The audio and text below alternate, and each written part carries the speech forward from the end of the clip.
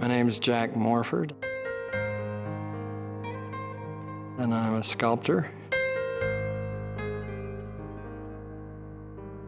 It's a search to find something to say, wanting it to speak out in a way that causes people to think. And it's taken a lifetime to figure that out.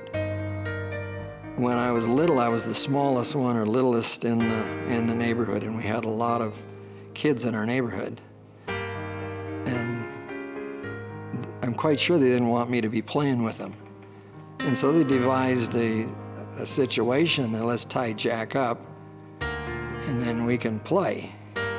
And so I just enjoy looking at the clouds or the bugs crawling around close to me or on me. I still look at clouds. I did an undergraduate work at Chicago Academy of Fine Arts. Even though I explored art all the way through high school and junior high and elementary, to think that I could possibly become an artist, that light came on my experience in Chicago. I sculpt in soft clay. It's so pliable, you don't have to think about it.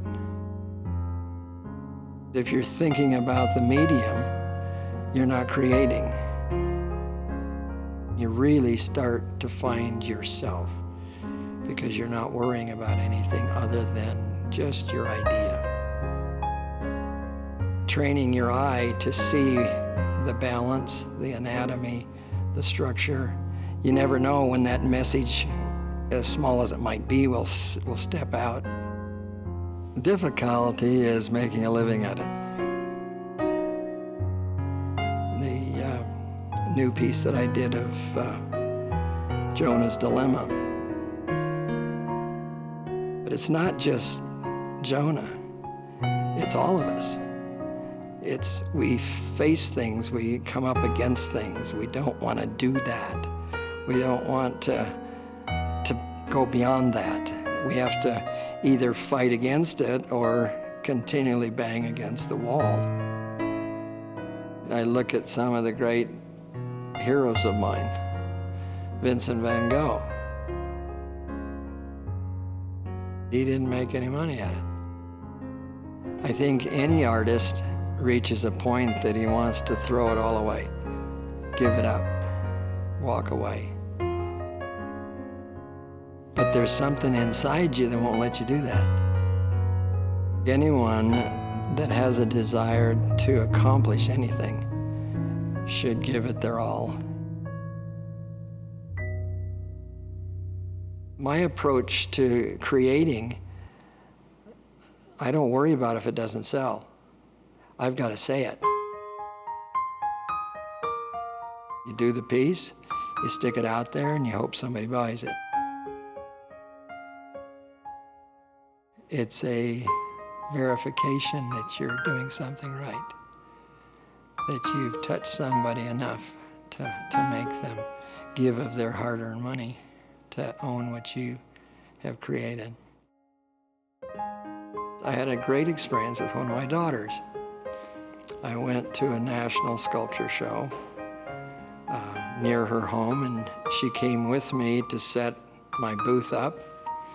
And as we set the booth up, I told her to walk around and see what was around.